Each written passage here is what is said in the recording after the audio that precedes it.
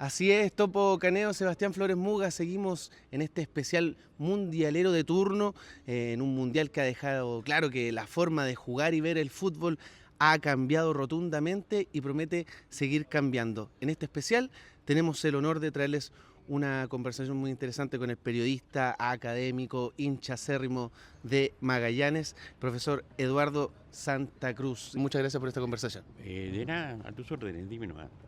Bueno, nosotros hemos compartido, visto su visión, hay libros, hay exalumnos que nos Ujú. cuentan que para usted el fútbol es mucho más que un deporte. Eh, los mundiales son mucho más que un evento deportivo. ¿Qué significa, qué cree que significa para Mm. usted un mundial, para quienes lo ven alrededor del mundo, pero también para los países anfitriones? Claro, bueno, el deporte efectivamente, en general, todos los deportes, ahora hay una variación ahí en las regiones del mundo, en unos deportes, en otros, qué sé yo, pero el deporte en general y el fútbol en particular, en el caso nuestro de Sudamérica y de Latinoamérica, efectivamente es mucho más que una práctica recreativa, que lo es también, para los que lo practican, mucho más que un espectáculo, que también lo es, por supuesto, siempre ha sido un espectáculo, sino que es lo que eh, un teórico llama un hecho social total, es decir, un hecho social específico que es capaz de condensar en sí las más distintas variables o las más distintas dimensiones de la vida social. Es decir, uno puede entender la sociedad en que está viendo cómo se juega el fútbol y cómo es el fútbol en esa sociedad, porque ahí se reflejan un montón de otros factores, digamos, ¿no?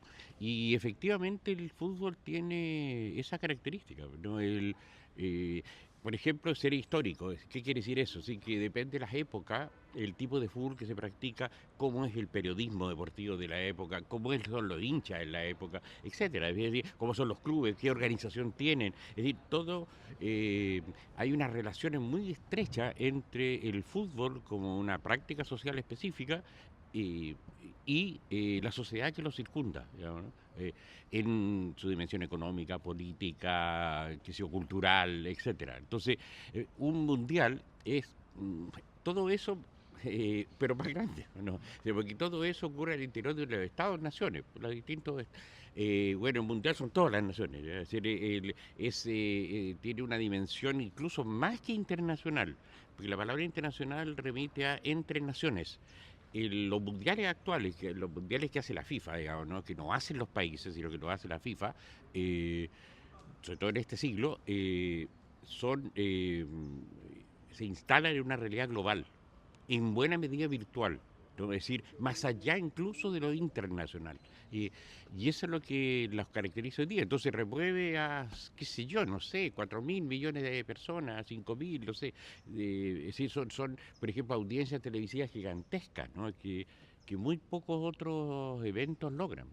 Y en esa Ujú, interdimensionalidad que ujú, tiene el evento, ¿qué cree que podemos ver de este mundial? ¿Qué mundo nos muestra ujú. este mundial que se está jugando en Estados Unidos ya en la última fase? Bueno, muestra varias cosas. En primer lugar, que existe una economía global que está por sobre las naciones, que incluso en gran medida es virtual. Esa economía global, ese capitalismo global, ¿no es cierto?, tiene a través de una organización que es la FIFA, que es hoy día se ha convertido en una gran empresa transnacional de producción de eventos deportivos, de eventos futbolísticos, ¿no? Desde el fútbol playa hasta el mundial de fútbol adulto masculino, pasando por todo el fútbol femenino, joven, etcétera, ¿no? Entonces que esa organización llamada FIFA, ¿no? Que tiene hoy día esas características que son las mismas de la FIFA del año 1950, por ejemplo, o la del Mundial nuestro del 62, eh, eh, implica que esa lógica de mercantilización del fútbol, bueno, se convierte en una lógica dominante y que se expresa en todo el planeta y que se expresa en este evento, ¿no? Que es el mundial. Sí, por decirte algo, para ser breve, digamos, hasta el año 78 en Argentina, probablemente, el mundial de fútbol eran 16 equipos, básicamente Europa y Sudamérica. Había ido un asiático en el año 66, curiosamente Corea del Norte, a Inglaterra. También la otra Corea del Sur en el año 54. y nada, y el resto solamente eran Europa y Sudamérica. Hoy día no, esta FIFA convertida en gran empresa mundial, eh, digamos, difundió en los más diversos mercados, ¿no? Y ahora esto no para de crecer desde el punto de vista económico, ¿ya? Entonces es un hecho económico impresionante, ¿no? Se dice que la cantidad de plata que se va a recaudar, que la FIFA va a recaudar y que podemos ver después que va a repartir, ¿no? En este mundial es el doble del mundial anterior, de Qatar, ¿ya? O sea, no quiero decir cuántas veces más que, qué sé yo, que Francia 98 o cualquier anterior. Es decir, solo con el anterior ya duplicó los ingresos. Entonces, estamos en eso nos está mostrando un mundo, ¿no? De un mundo en lo económico globalizado. Pero también nos está mostrando lo político. Y eso tiene directa relación con el interés que está mostrando Estados Unidos desde la década pasada en los eventos de la FIFA, en hacer los eventos de la FIFA, y también con, bueno, con la intromisión directa del presidente de Estados Unidos, incluso en las reglas de la FIFA, con la famosa lío de la tarjeta roja, ¿no? Está mostrando que hay una disputa por el poder global, ¿no? Políticamente hablando, entre distintas esferas de poder. Entonces, lo que pareció que se iba a consolidar a fines del siglo XX con la caída del bloque soviético, que es un mundo unipolar con un solo gran centro de poder, que era el imperio norteamericano, Estados Unidos, ¿no? Y ese es el problema de Trump, ¿no? Que se da cuenta que no, que hay varios centros de poder hoy día, ¿no? O sea, está lo que algunos llaman el capitalismo euroasiático, ¿no? Rusia, China, la erupción de la India, es decir, la propia Europa venida a menos y subordinada aunque protesta de esa subordinación al imperio norteamericano, digamos. Entonces tenemos un mundo mucho más complejo de poderes, ¿no? De poderes políticos. Y eso se manifiesta también, obviamente se manifiesta en el fútbol. Por ejemplo, una de las maneras en que y se vincula lo político y lo económico es que Estados Unidos tiene ese interés por el fútbol, pero por el fútbol en tanto negocio, ¿verdad? Por el evento, por armar los eventos. Chile ganó, ¿no es cierto?, la Copa Centenario el año... ¿Dónde se hizo? Estados Unidos. La Copa América, la última, que fue el 24, ¿dónde se hizo? En Estados Unidos. ¿Dónde se hace este mundial? Básicamente en Estados Unidos. Se dice que se están en negociaciones para que la próxima Copa América del 28 ya no se haga en Sudamérica, sino se vuelva a hacer en Estados Unidos. También se dice que Estados Unidos habría ofrecido que la final de la Copa Libertadores, que ahora es un partido, se juegue todos los años en Estados Unidos. Ahora, Estados Unidos efectivamente tiene una capacidad hotelera de telecomunicaciones, de, qué sé yo, de carreteras, de estadios, para armar cualquier evento. De grandes colonias hemos visto estadios llenos. No, claro, bueno, ese otro elemento propio de esta mundialización del fútbol, que es... Primero, claro, hay países que tienen colonias de inmigrantes, pero también hay una masa, la FIFA logra convocar una masa de asistentes que se mueve por el mundo, que son de determinado de capacidad de consumo, ¿no? Se dice que para la final ahora hay entradas que cuestan 17 millones de pesos chilenos. Es decir, ¿cuántos chilenos pueden ir a mirar? Vamos a suponer que Chile está en la final. ¿Cuántos chilenos podrían irte? Ojo, podrían ir 20.000, 30.000. Si tenemos de más en 20 millones, 20.000 o 30.000 son el 1% de la población, tienen la plata para pagar eso. Entonces, te fijas, la FIFA está enfocada ahí, no está enfocada al argentino de la Villa Miseria, ni al brasileño de la favela, ni al chileno de las poblaciones, para que vayan a ver a sus selecciones. Está enfocada en ciertas capas de la población de clase media acomodada para arriba, con capacidad de consumo, y de esos hay suficiente de más, de 70.000 para llenar un estadio. Entonces, hay ahí otra cuestión que te habla de que, por un lado, estaba en lo político, y a la vez lo económico-social, ¿no? De la estratificación social que este modelo de sociedad, ¿no? de esta etapa del capitalismo global, y desparrama por el mundo, ¿no? O sea, crea eso, ¿sí? Desde la Villa Miseria hasta aquel que se puede dar el lujo de estar un mes en Estados Unidos mirando partidos y pagando todo eso, ¿no? Y además con su familia, digamos. Hay de eso sí hay. Que la presencia de un mundial en un país, en Chile, por ejemplo, el 62, crea mucha riqueza para el país, más allá como de los ingresos solamente, del pago de entrada, de la organización del evento, sino por ejemplo en el arreglo de calle, en el mejoramiento de los espacios deportivos. ¿Es distinto este mundial en ese sentido, lo que queda? Es absolutamente distinto por una cosa que dije al pasar, que es esos mundiales los organizaban países, sociedades, tal como eran, buenas, malas, ricas, pobres, etcétera, ¿no? Piensa, Suiza hizo un mundial. Suiza de este porte, claro, tiene alto nivel de consumo, de riqueza, qué sé yo, pero un pequeñito país de Europa, digamos. Entonces, y fue capaz de hacer un mundial. Ahora, esos mundiales, además, la FIFA no era una empresa transnacional de producción de espectáculos futbolísticos, digamos, como lo es hoy día. Era un organismo internacional entre naciones de coordinación. Entonces, si un país, por ejemplo, como Argentina, le dice a la FIFA el año 50 no me interesa ir al Mundial de Brasil, no va. Mm. ¿Alguien le hace algo? No. La FIFA no tiene poder para decirle castigar, como sí lo tiene hoy día. Un país que dijera, mire, no quiero ir, ¿por qué no quiero ir? No, pues no sé, pues, ya es castigada. Mm. Tienes que participar. En todas las competencias de la FIFA es obligación participar. Entonces, es otra FIFA, de verdad. Son unos señores, algunos de ellos lores, ingleses, ¿no? Que son dirigentes por, no sé por qué, o sea, por vocación, por hobby, no reciben un peso por ese trabajo. Entonces, esos mundiales, y pues diga, más o menos hasta que asume Avalanche en la FIFA, el brasileño, que asume en el año 74, ahí empieza a cambiar, él empieza a cambiar la FIFA. Pero hasta ahí, y el caso nuestro, es un mundial hecho por el gobierno chileno, que es de la época, ¿no?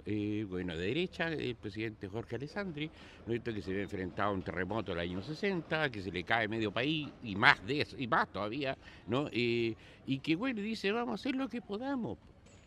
Vamos a hacer lo que podamos. ¿Ya? Y así todo se hace un mundial que funciona bien, que está bien organizado y que incluso deja una pequeña utilidad.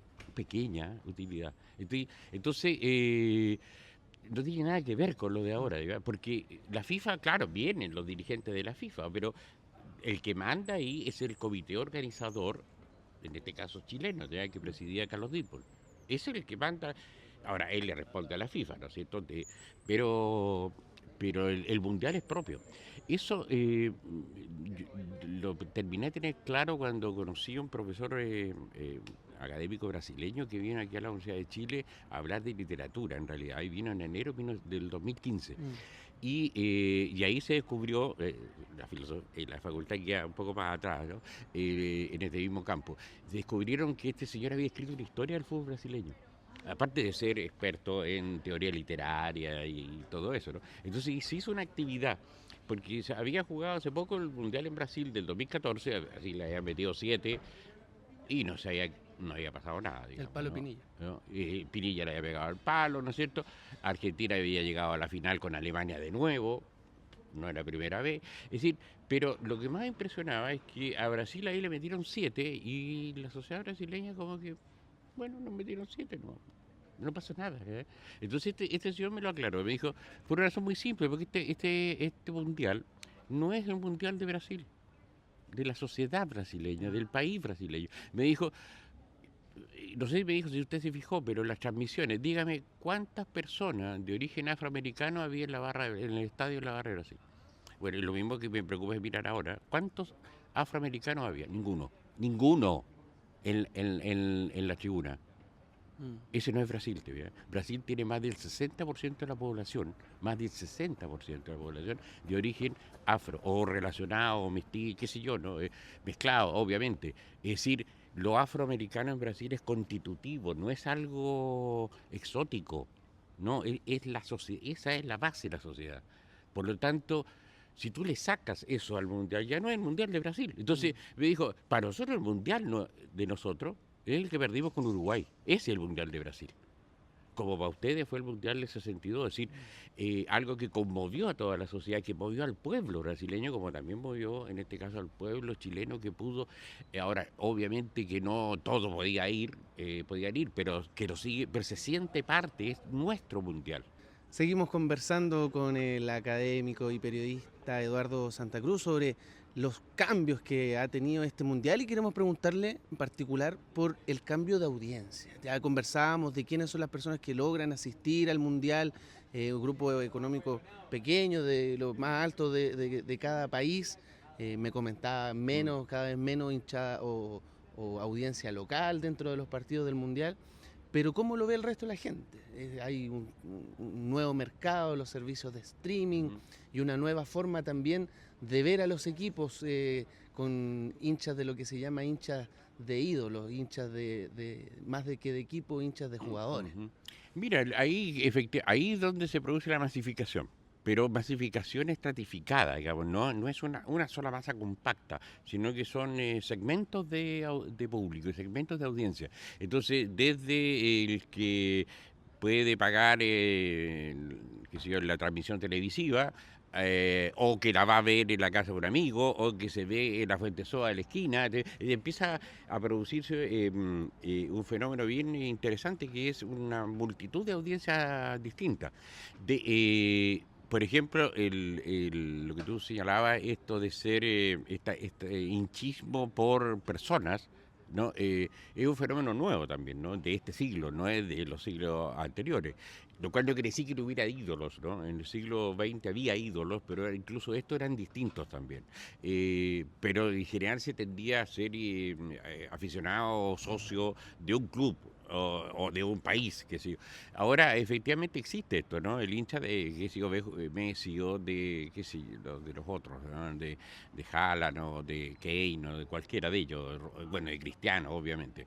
Eso ocurre. Ahora, eso no de pronto puede producirse una imagen que a mi modo de ver es un poco distorsionada, de pensar que eso cubre todo, ¿no? No, lo que hay es justo al revés, son estratificaciones de las cada vez más segmentos de cómo me acerco al fenómeno. Entonces, pero lo que sí está claro es que es el álbum Panini de conmover y llamar y convocar a una masa gigantesca de gente, incluso de personas que no tienen relación ni le interesa mayormente el fútbol permanentemente, digamos, ¿no? No, por ejemplo, las cambiatones, en una que yo estuve, porque yo logré, con ayuda de mi mujer y de mis hijos, logré terminar el álbum, ¿no? Estuve en una cambiatone que en una cola me puse a conversar con un joven, un tipo de unos 40 años, para mí joven, que no le interesaba el fútbol, ni le gusta el fútbol. Lo que le interesa es hacer feliz a su hijo. Entonces era para que su hijo estaba interesado en el álbum. Y el tipo estaba ahí parado y dice, no sé cuántas horas estuvimos. Por eso, te fijas. Entonces, te fijas, desde eso hasta el futbolero, como me reconozco yo, digamos que yo me interesa todos los partidos del campeonato nacional y del ascenso también, y me interesa cómo va la tercera A también, ¿te fijas? Y es decir, entre todo eso hay una multitud de segmentos de audiencia. Entonces, en ese sentido la FIFA ha sido, ¿cómo diríamos? Exitosa desde el punto de vista empresarial, porque logra convocar, lo que te decía, miles de millones en el mundo, con distintas motivaciones, que, que es lo mismo que logró con el hecho de expandir desde los 80 para adelante el fútbol hacia el Asia, hacia África, ¿no? Es decir, sabiendo que ahí hay masas de millones y millones, cientos de millones. Todavía le falta a la India, por ejemplo, que son 1.500 millones, de los cuales habrá un 1%, no sé, a ver, son 1,5 millones, 15 millones, es un 1%. Con 15 millones con harta plata, o 20 millones, te fijas decir, y le falta Indonesia, que son también cientos de millones, te fijas decir, quiero decir, el negocio para la FIFA está abierto, no está en pleno desarrollo. Durante todo este siglo va a estar desarrollándolo. Entonces, las audiencias, los públicos son eso, audiencias con ese, públicos. No es lo del siglo XX tendría a ser más bien homogéneo. Esto es por naturaleza heterogéneo, ¿no? ¿Y cómo conversa eso con la audiencia o las audiencias locales del torneo nacional, de los equipos? ¿Cómo puede a lo mejor esta FIFA que encontró ahí un negocio y que vio éxito inundar, aunque sea muy distinto a la forma exitosa que tenían los clubes antes de ser grandes, de tener hinchada? Mira, yo diría que esto es, a ver, para hacerlo más gráfico y breve, ¿no? Es como una pirámide, ¿no? En que arriba, en la cúspide de la pirámide, está el fútbol mundializado, altamente mercantilizado, y con jugadores que ganan muchísima plata y todo lo demás, digamos, ¿no? Y la pirámide se va abriendo y llegas abajo hasta el fútbol amateur. Por ejemplo, cuando se produce una transferencia, me acuerdo el caso de David Pizarro, bueno, puede ser que los más jóvenes no se acuerden mucho, no lo conozcan mucho, pero jugador chileno de mucho éxito en Europa, en Italia, hace 15 o 20 años atrás, originario de Santiago Wander, ¿no? Cuando él, en alguna de sus transferencias de un club a otro, el equipo amateur donde él se formó recibía un pequeño porcentaje. Mm, Porque la FIFA tiene, también es otra habilidad de la FIFA, para poder mantener el control, porque tiene un control mundial, de los clubes, de los jugadores, de los dirigentes, de las asociaciones, todos le obedecen, ¿no? Y reparte plata para abajo. En pequeña, había que va bajando la pirámide, obviamente va bajando la cantidad de plata, pero a todos claro. les llega algo, ¿ya? Que es lo que sufrió lo que ha sufrido el fútbol profesional chileno con el hecho de no clasificar a los mundiales. Digo, o sea, la pérdida en plata es enorme. Fíjate que a cada equipo que participe en el mundial, la FIFA le pasa $1.000.000 para la preparación, es decir, para los meses previos al mundial. Para que Mm, prepare al equipo y tiene $1.000.000 a cada equipo. Juegan la primera fase una cierta cantidad de plata que también está tasada en cientos de miles o millones de dólares. Si por cada partido ganado, tanta plata más. Si pasa a la otra ronda, tanta, y así sucesivamente hasta llegar a la final. Yo no sé, la verdad que no sé el dato de cuánta plata va a ganar el equipo que gane el mundial, mm, ¿no? Lo que sé, por ejemplo, es que, porque el mismo esquema se aplica a las confederaciones regionales. Es lo mismo que hace la Conmebol Sudamericana con la Copa Libertadores, con la Copa Sudamericana. Por eso tanto interés de los equipos nuestros por clasificar, ¿no? Fíjate, por ser campeón de la Libertadores este año se va a recibir un premio, el club que gane, de $27 millones. Por lo tanto, por ganar en Mundial tiene que ser mucho más. mm, O sea, solo, entonces, te fijas, es una cantidad gigantesca de dinero que se mueve, pero yo diría que en ese sentido el éxito de la FIFA está en que en que aplica aquello que los Chicago Boys en Chile propagandeaban en los años 70, ¿no? Y de ahí en más, en la famosa teoría del chorreo. O sea, el vaso se rebalsa y empieza a chorrear para abajo. Y porque el chorreo de dinero, hacia, como digo, llegando a un club amateur de Valparaíso, mm, por ejemplo, el chorreo de dinero te compromete. Te fijas, entonces tú obedeces ahora. Tú te subordinas, porque tú dices, mire, eso pasó en el siglo pasado, ¿ah? Alguna edición de la Copa Libertadores que los brasileños no participaron. ¿Y porque no querían estar enojados? No sé, había algún conflicto, algo que tú quieras. Y no participaron nomás. ¿No? Hoy día el club, por ejemplo, los clubes nuestros, de primera división, ¿no es cierto? O sea, no, es decir, la idea, se desesperan por llegar a la Sudamericana, por ganar un cupo o a la Libertadores, mejor todavía, porque saben que eso significa un ingreso, aunque te goleen todos los partidos, mm, hay un ingreso ahí que es mucho mayor que, por ejemplo, la asistencia pública a los estadios, que en Chile es bajísima. Porque, claro, muestra el partido Colo-Colo, muestra el partido La U, obviamente, el estadio está repleto. Pero si tú sacas el promedio, tomas todos los partidos de una fecha, de primera o de primera B, no, de primera A o B, y sacas el promedio de asistencia por partido, en Chile no supera las 7.000 personas. mm, Ahora, el partido de la U aquí, el que está cerca, es Nacional, hay 40.000, sí, y el partido Colo-Colo Monumental otras 40.000 también, ¿no? Pero mm, pero eso no es asistencia al fútbol, es asistencia a dos equipos, ¿ya? Bueno, la Católica también lleva gente, pero el promedio por partido es bajísimo.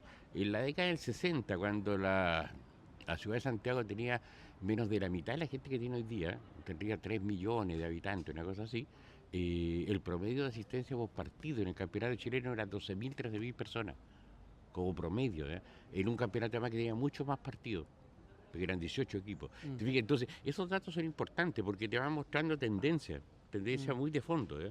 Por ejemplo, de que cada vez va menos gente al estadio. A medida que pasa, ahora no de una semana para otra o de un año para otro, sino que tuvieras décadas y vas viendo cómo va descendiendo el promedio. Ahora, de repente sube un poco, al año siguiente baja, no, pero la tendencia es a la es baja. la baja. Ahora, ¿qué sucede? Bueno, eso por muchas razones, ¿ah? Por muchas razones, no solo por el famoso asunto de la violencia, sino por muchas razones. Y entonces, ahora esa gente se perdió. Sí, algunos se perdieron, en el sentido de no ver, pero otros nos fuimos, y sobre todo con más edad, y si tenemos una capacidad de consumo, nos vamos a verlo por la tele. Porque la tele además me dice, mire, quédese tranquilito sentado en la casa, no, compadre, no se mueva, ¿para qué va a ir al estadio? Yo le voy a pasar además partido a las 12, 12 y media, después a las 3, después a las 5 y media, después a las 7 o a las 8. Le muestro 4 partidos o 5 partidos diarios, ¿ya? Un sábado, un domingo. Entonces, porque efectivamente parece ser que es mucho más negocio eso, ¿no? Entonces, en el caso chileno, tú tienes el financiamiento de los clubes, es primero que todo derechos de televisión, que se reparten y se reparten inequitativamente, ¿no? Y lo segundo es la publicidad, que está asociada también a eso, ¿no? Y lo tercero, claro, para los clubes con menos asistencia de gente, con menos apoyo de gente, el merchandising no es muy importante. ¿Sí? ¿Cuántas camisetas vende tal o cual club? Y uno dice, bueno, venderá 5.000, con suerte. ¿Cachai? No, hay otros no, porque venden muchas camisetas. Pero lo básicamente hay ahí la tele y la, ¿cómo se llama? Y no la asistencia de público. La asistencia de público hoy día es un ingreso marginal para la mayoría de los clubes. Entonces ahí tienes otro cambio muy grande. Ahora, lleva eso a nivel mundial y va a decir, claro, la plata que reparte la FIFA incorpora lo que la FIFA cobra por derechos de televisión también. O sea, entonces que haya una audiencia, no sé, de 4.000, 5.000 millones de personas en el mundo, pues son como 7.000, ¿no? Ya habrá sectores, obviamente, que son demasiado pobres y no pueden, pero fácilmente 4.000, 5.000 millones, bueno, eso va a chorrear. Pues, el vaso que se inunda, que se llena hasta arriba y empieza a chorrear para abajo. No, seguimos conversando con el profesor Santa Cruz acá desde la Facultad de Comunicaciones de la Universidad de Chile. No podemos terminar esta entrevista sin preguntarle, profesor, por una de sus grandes aficiones, el Club Magallanes. ¿Qué significa para usted el club? Pero también preguntarle, ¿pueden hacer en Chile otro Magallanes? ¿Qué condiciones sociales tienen que haber para que un país cree un equipo de estas características, centenario, y que reúne, cierto, socialmente a una comunidad? Sí, o sea, de poder ocurrir, obviamente que puede ocurrir, porque aquí no hay absolutos, ¿no? Todo depende de lo que decía, de las condiciones históricas, los contextos históricos, que se den ciertos procesos, ciertos factores, ciertos sujetos sociales. En el caso de Magallanes, y al decir Magallanes digo Colo-Colo, porque hay una continuidad ahí. Fíjate, son dos, Magallanes viene del barrio Estación Central en Santiago, ahí nace Magallanes, ¿no? Ni en San Bernardo, pensaba el presidente Aguirre Cerda, que no sabía mucho de fútbol, que lo llevaron al estadio y dijo, nos juegan harto bien para venir de tan lejos, no es una selección de Punta Arena, sino que viene de ahí. Ahora, viene de ahí, de ese contexto, un sector popular, es decir, es un club de origen popular, y en segundo lugar ligado a la educación. Entonces, claro, no es casual que los hermanos Arellano, te decía lo de los Arellanos porque ellos vivían en el barrio, y David Arellano, por ejemplo, llega a Magallanes, llega la primera a estudiar, es estudiante de la escuela, y tiene 17 años. Eso es el año 1919. Es decir, juega en Magallanes 6 años. Es campeón invicto el año 2021, campeón de la Asociación de Fútbol de Santiago. Es decir, Arellano, esto no lo digo para sacarle pica a los colocolinos, no en ningún caso, pero jugó mucho más años en Magallanes que Colo-Colo por razones trágicas, que obviamente las conocemos, ¿no? Y salió campeón en Magallanes 2 veces, Colo-Colo salió una vez, ¿no? Que fue justo el año en la fundación de Colo-Colo. Entonces, pero lo que quiero decir es que hay una ligazón de clubes de origen, originados en un sector de la sociedad, un sector social de carácter popular, profesores de básica, ¿sí? También de clase media baja, obrero, comerciante de base, digamos, ¿no? Pequeño. Ese es el contexto social en el cual surge Magallanes y en su interior surgirá Colo-Colo. Es distinto, obviamente, al de otros clubes. Entonces, Magallanes no ha perdido esa característica, a pesar de que se ha deambulado un poco por Santiago, jugó un tiempo en Maipú, varios años, hartos años, ahora jugó en San Bernardo en los años 80, ahora volvió a San Bernardo. Es un club de gente modesta, digamos, ¿no? O sea, no hay millonarios en Magallanes, y eso se nota.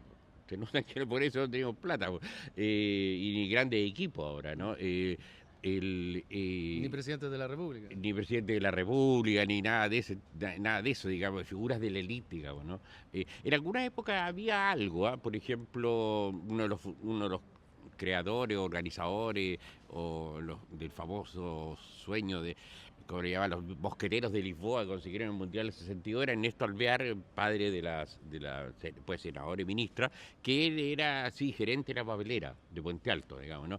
Pero, había algunos comerciantes, así que tenían una sastrería, no sé, o algún negocio, por ejemplo, el mítico creador de la bandita de Magallanes, que murió hace muchos años, ¿no? Y de esa barra, que era un comerciante, un pequeño industrial, ¿no? Pero eso era toda la fortuna, ¿no? Hasta ahí llegaba, digamos, es decir, propio de un tipo de sociedad, digamos, además, como era la de mediados del siglo XX. Entonces, ahora Magallanes ha mantenido esa característica, lo cual lo hace un club de gente que no tiene plata, o sea, precario. Ahora, ¿qué tiene que suceder para que exista un club así? Bueno, que se den esas condiciones sociales, social, económica, para que haya un cierto sector, aunque sea pequeño, que se quiera ver representado en un club. Hay una cosa, es decir, lo que estoy hablando es de una cosa muy importante, la cosa de la identidad, una identidad cultural puesta en acción, ¿verdad?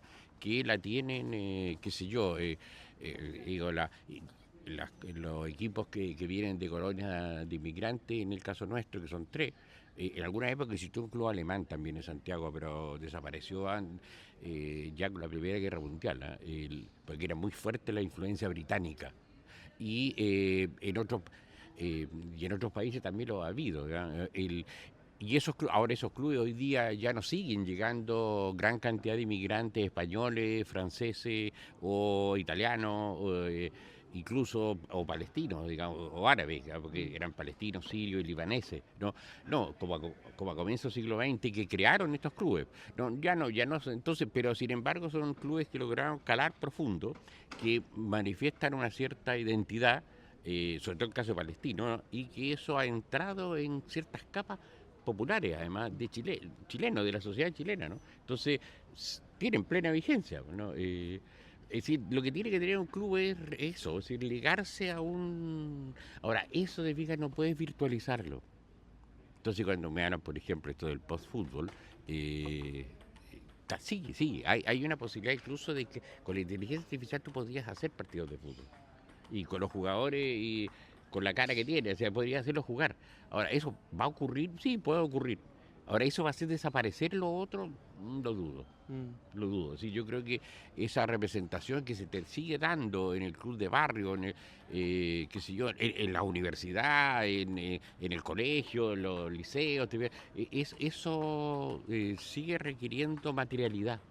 ¿Sí? O sea, una relación material. Yo diría que una de las expresiones de eso es el álbum de Panini. Que lo que pasó con el álbum es una cosa increíble, o sea, extraordinariamente importante. Es decir, yo vi un niño llevado a la tele a un programa de noticias, ¿no? En que un niño, 12 años, 11 años tendría, y que le dicen, bueno, ¿por qué no lo juntas en tu celular? Porque se puede juntar en el celular y además es gratis. Te mandan de regalo dos sobres todos los días, puedes intercambiar láminas con cualquier parte del mundo, porque a través de internet. Y el niño dice que no, porque eso no es lo que yo quiero, no es la gracia, yo quiero tocarlas. Y dijo así, yo quiero tocar las láminas. Entonces yo dije, todavía hay esperanza en el mundo. ¿Ah? Sí, aprender a pegar la lámina. Aprender a pegarla con mi papá, o con mi tío, o con mi amigo, y cambiar, y ver cuál tenés tú, cuál tengo yo, y anotarla. Es decir, hay una relación, ¿qué es lo que pasó en las cambiatones, no? Eso mostró cosas muy esperanzadoras, ¿no? Mostró una masa.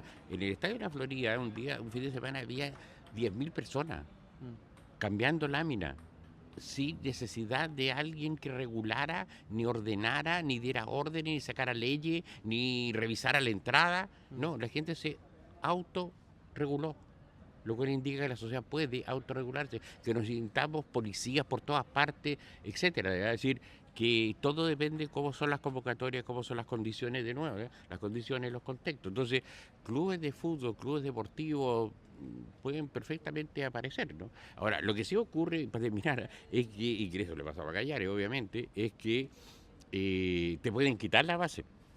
Esa base social de la cual tú estás asentada, o asentado ese club, puede cambiar, porque cambia el modelo económico, cambia la sociedad, ¿no? Entonces, y también puede irse a otro club.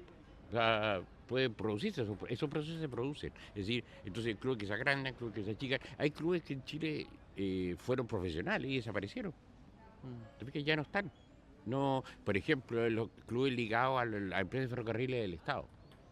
O sea, que era una empresa enorme, que tenía 30.000 trabajadores, y el ferroviario, que después se llamó Ferrobadminton, porque se fusionó con un equipo que se estaba desapareciendo, fundador de fútbol profesional, que era el Badminton, y el Ferrobadminton tenía su estadio aquí en Santiago, el Estadio San Eugenio, que lo echaron abajo, ¿no? Y se acabó. O sea, todavía existe el nombre ferroviario y había estado jugando en tercera B, pero ya este año ya no está. Pero no está ligado a la empresa, digamos, ¿no? Entonces, eso puede ocurrir. En el caso de los clubes universitarios, aquí hubo un club de la llamada entonces Universidad Técnica del Estado, pero club deportivo, es decir, no solo de fútbol, ¿no? De atletismo, de básquet masculino femenino, de voleibol, etcétera, digamos, de una serie de ramas, no está. Profesor, queremos terminar esta conversación dando un mensaje a lo mejor a la gente que piensa que son 22 personas corriendo detrás de una pelota. ¿Cuánto valor tiene? ¿Cuánto puede aportar socialmente que exista relación, comunidad, fútbol? Bueno, y me hace acordarme de dos cosas. Una cosa que salió en la prensa chilena a fines del siglo XIX, hablando de algo raro que estaba pasando en el parque, que en esa época se llamaba Parque Cousiño, aquí en Santiago, hoy Parque O'Higgins, claro, un grupo de gringos locos corriendo semidesnudos detrás de una pelota. ¿Y qué era eso? ¿No? Y también una cosa que me dijo un hijo, ¿no? El fútbol, viejo me dijo, el fútbol es la tontera más hermosa que ha creado el ser humano, bueno. Andar corriendo detrás de una pelota, bueno. Y bueno, alguien más serio lo dijo y se ha repetido mucho estos últimos días, ¿no? Esto es la cosa más importante de las menos importantes. Yo no estoy de acuerdo con eso, porque yo creo que no es menos importante. Es una cosa realmente importante, porque la cultura en una sociedad es lo que nos organiza, por lo que no es como el cemento que pega una estructura. Sin fenómenos culturales, sin estas relaciones alrededor de fenómenos culturales, la estructura social se derrumba nomás, y quedamos cada uno solo ahí como batiéndote contra el mundo, digamos, ¿no? Como pueda.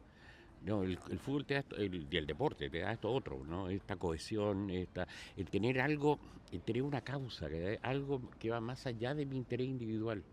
Rompe con el individualismo, por definición, ¿no? Crea acciones colectivas, que crea sentimientos colectivos, entonces lloramos juntos, nos alegramos juntos, es como, y cambiamos láminas juntos, claro. ¿Y guarda la esperanza de ver, organizar, ver las condiciones para un mundial en Chile? Mira, ahí te vuelvo a recordar mi cosa. Yo tenía 12 años para el Mundial de 62. Mi padre, con mucho esfuerzo, porque tuvo que pagarla en cuotas, ¿no? Compró entradas me compró un abono que se llamaba para los 10 partidos que hubo aquí en el Estadio Nacional. Y bueno, un cabro chico, ¿no? Un niño chico. Y cuando veníamos al primer partido, que fue Chile-Suiza, antes de entrar, uno estaba súper organizado, demoraba 5 minutos en entrar, digamos, ¿no? O sea, llegaba media hora antes del partido, ¿no? Ni te registraba, ni nada de eso. Me dijo, abre bien los ojos, porque esto que vas a ver, no lo vas a ver nunca más en tu vida. Un mundial en Chile. Y yo creo que por lo menos durante este siglo no va a haber un mundial en Chile. Ahora, que Chile pudiera eventualmente hacer lo que está ocurriendo, ¿no? De que agrandan tanto mundial que requiere, fíjate, para los próximos 6 países, y que a lo mejor Sudamérica completa haga un mundial, yo creo que eso es posible. No sé cuándo, en 2060, 2070, porque es la gracia que tiene el fútbol, que nunca se acaba. No existen los partidos de vida o muerte, no existen, ni existen las situaciones terminales. Siempre hay otro partido, eso lo dijo Fernando Herrera, ¿no? Si perdimos esta semana, bueno, lo que importa es que este otro domingo hay otro partido, ¿no? Y por eso que las penas del fútbol se pasan con fútbol, porque ya viene otro partido, viene otro campeonato, etcétera, etcétera. Entonces, en ese sentido yo creo que podría ser, ¿no? ¿Por qué no que la Conmebol, si es que Estados Unidos no decide eliminarla y hacer, dice, ¿no?, una sola confederación americana, bueno, la Conmebol haga un mundial con los 10 países? ¿No? Y nos repartimos los grupos, nos repartimos, qué sé yo, ¿no? Pero es muy difícil que fíjense, el Mundial de Chile fueron 16 países. estos están diciendo que lo quieren, lo van a debatir, ya están en tabla, digamos, para discutir, aumentarlo de 48 a 64. ¿A dónde metía en Chile 16 grupos? No sé, pues tendría que llevarlo no sé, al estadio Puerto Montt, no sé, tendría que ser, y no tengo nada contra Puerto Montt, quiero decir, estadios pequeños, ¿a dónde metís 16 grupos?